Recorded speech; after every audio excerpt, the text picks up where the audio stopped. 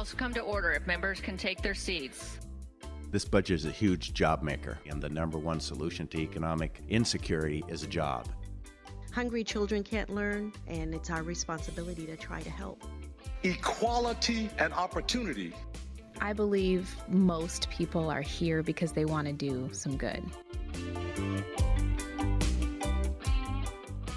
Welcome to a brand new episode of Capital Ideas, the official podcast of the majority Democratic caucus in the Washington State House of Representatives. We call it Capital Ideas because it's the one podcast where a couple of times a week, Democratic House members sit down at the Capitol and talk about ideas. Today, those ideas are courtesy of Representative Timm Ormsby. Timm hails from Spokane, represents the 3rd Legislative District, and here at the Capitol, he chairs the House Appropriations Committee.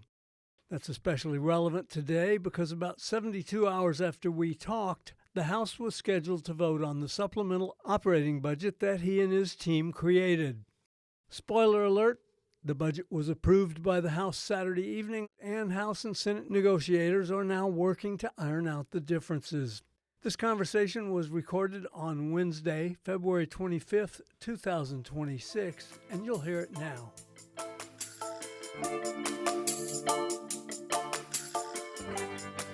Welcome back to Capital Ideas. Representative Timm Ormsby from the 3rd District in beautiful Spokane, Washington. How are you doing? Hi, Dan. I'm doing good. Spokane is beautiful.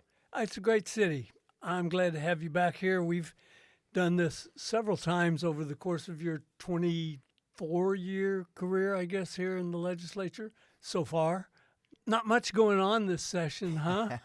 Yeah, there's a lot going on. We knew it was going to be busy. We got here and got busy and continue to be busy, and we will be right up until the very end.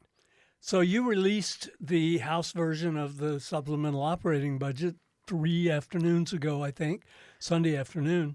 What are you hearing about that? There are a lot of folks asking for adjustments. There are small things that we can do to improve it, but we lack resources to make major improvements in all phases as folks would like, and that is a common lament, regardless of our fiscal picture, and this is just a particularly challenging one.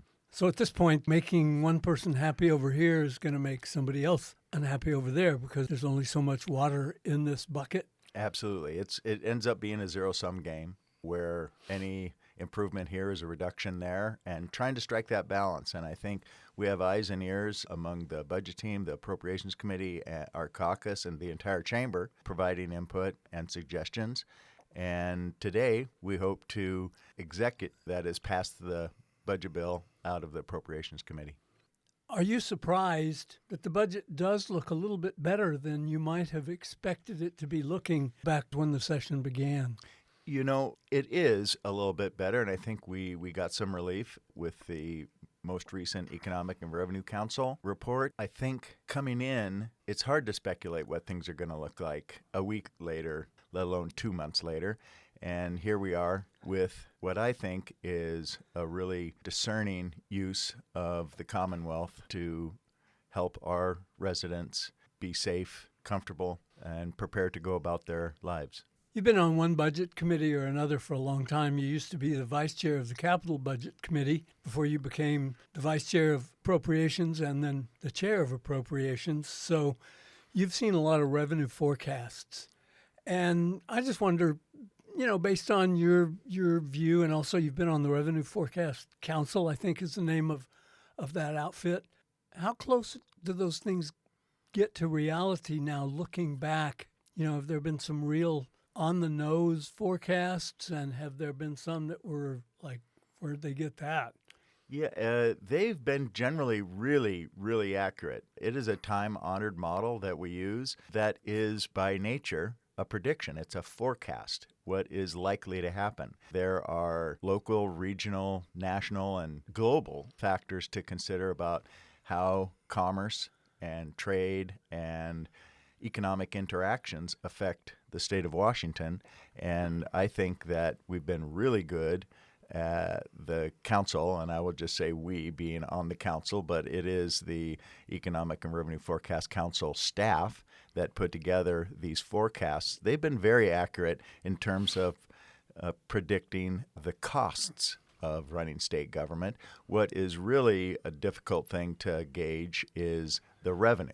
And it is based, again, on several factors.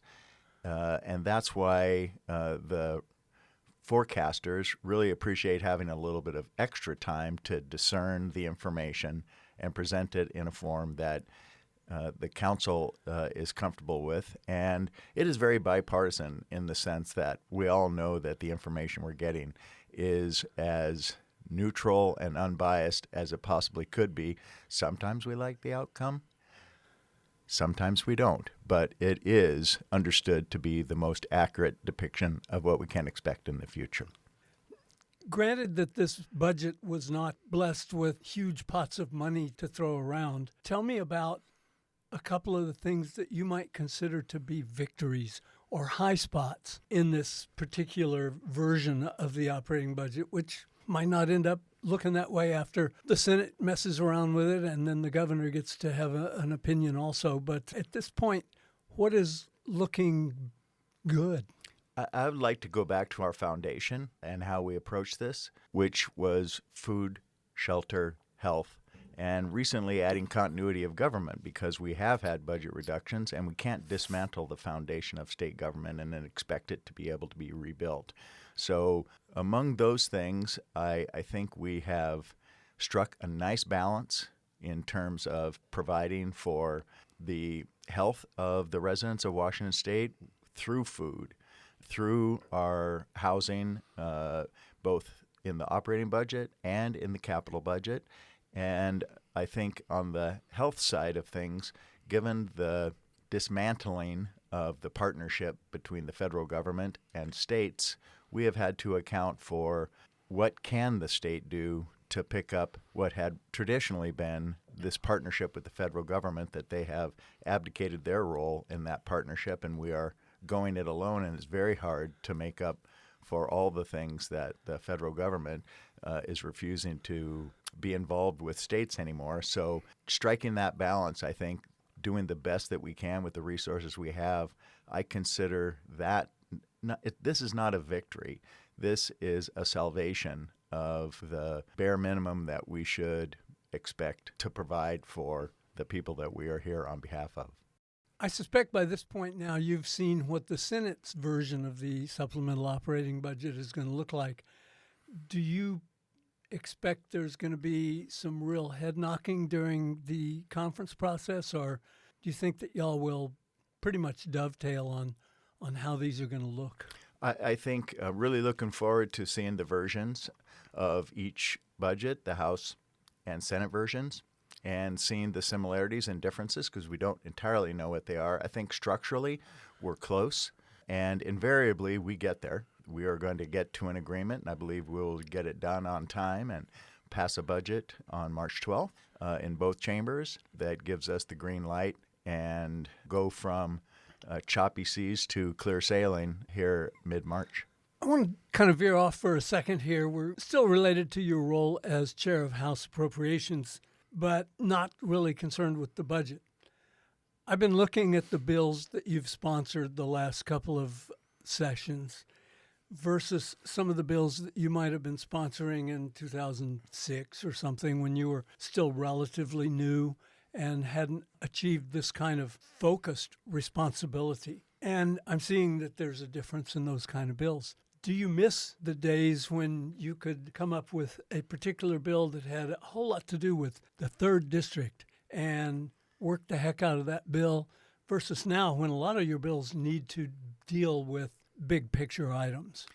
And that's true. And I really have appreciated that initial role that I had about focused specifically on people I knew, the circumstances they were going through, and trying to ease a little bit of that burden. And I still feel like I can do that. I just don't feel the need to be the point of the spear on this, because we have several regional and even folks from different parts of the state focused on those same things because their residents are experiencing those burdens. And I like the role of being able to assist in shepherding these ideas through the process, and not having the role of being the point on it, but of understanding the nature of it, liking the direction that it's going, and providing an assist throughout the process, particularly as it relates to appropriations and the bills that go through there, but also just providing suggestions to members about how that might go a little bit easier for them. And that experience that I bring for understanding the process benefits me in understanding where the other members are coming from and what's important to them. And I guess you're aided a little bit in this process by the fact that in this state, every district has 2 representatives and 1 senator. And for a long time, our current senator was, I guess, what you would call the junior representative from the 3rd District. And now you've got Representative Hill as a colleague.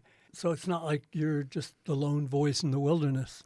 Absolutely. And I really appreciate the addition of Representative Hill, who is a dynamic, energetic, very thoughtful, and just a hard charger. And I mean that in the sense of being relentless in the pursuit of justice and voices for individuals that don't have a dominant voice in this process. I've always appreciated the teamwork that the 3rd Legislative District has always had. So we are complementing each other, supplementing the efforts of the others on the team in our pursuit of benefiting Spokane residents. And it is not competitive. It is collegial and cooperative, and we like each other. That makes it a lot easier to do this work.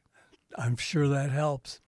I should interject here just for some people who might not be as familiar with the budget process as you are, that as the chair of appropriations, you are not responsible for raising revenue in the state. You don't have the responsibility to sponsor the tax bills or the revenue increase bills that will fund this budget. That's a whole different committee that deals with that. I know you keep your finger on the pulse over there so that you know what's going on, but I think that we're going to, in the very near future, have another visit from Representative April Berg, who is the chair of the House Finance Committee. Representative Berg was on a podcast earlier this session, but we spent most of that time talking about other kinds of bills, and so I'm going to try to get her back so we can talk about some of the more interesting revenue bills that are going to be providing at least some of the money in this budget that you have proposed. Right now, there are about, 12, 14 days left in the session. All of this budget hoo-ha has to be wrapped up and signed by the House and the Senate to put it on the governor's desk by March 12th.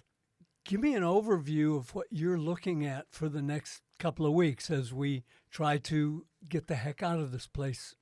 Yeah, the next step is getting this budget bill out of committee, which is on the schedule to do today, February 26th. Do you think it'll happen in just today? Yeah, I mean, that is the timeline we need to adhere to. So we proposed and offered our budget proposal on Sunday, heard the bill on Monday, got a lot of input from over 200 people signed up to testify. I'm not sure how many ended up testifying.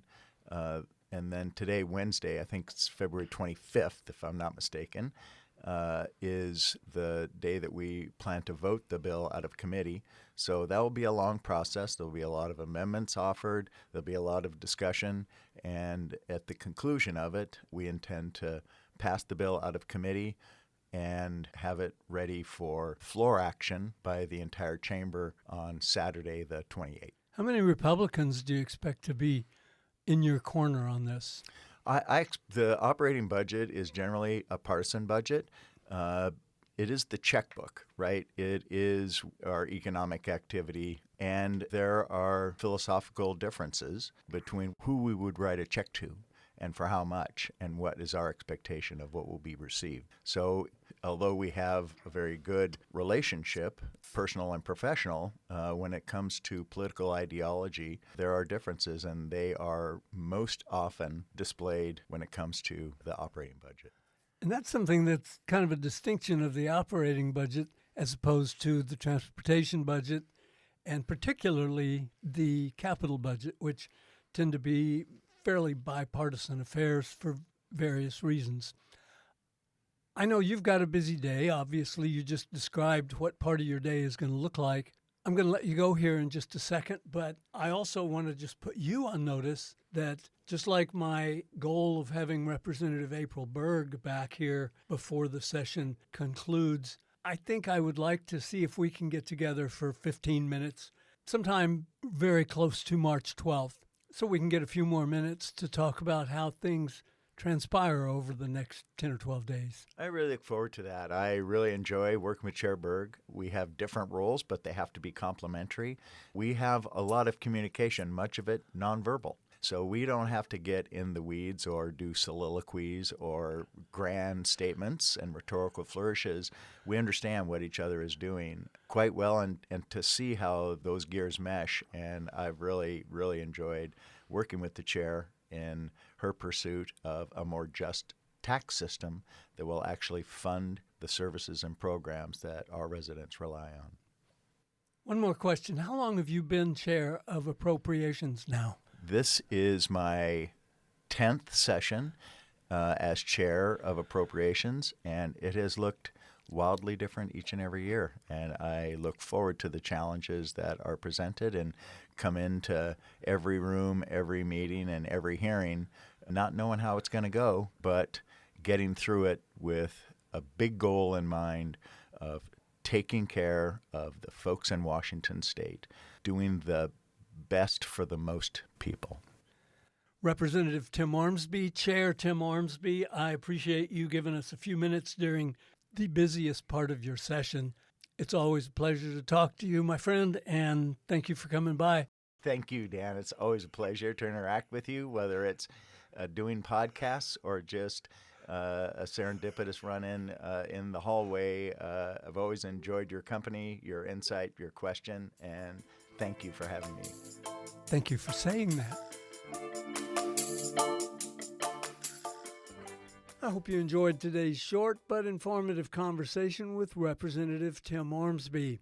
If you want to hear more like this, subscribe to Capital Ideas in any of the usual ways, and you'll never miss another episode. This is your state government, and what happens here matters more today than ever before. I'm Dan Frizzell for the Washington State House Democrats, putting people first since the late 19th century, with no plans to stop now. Thanks for your time.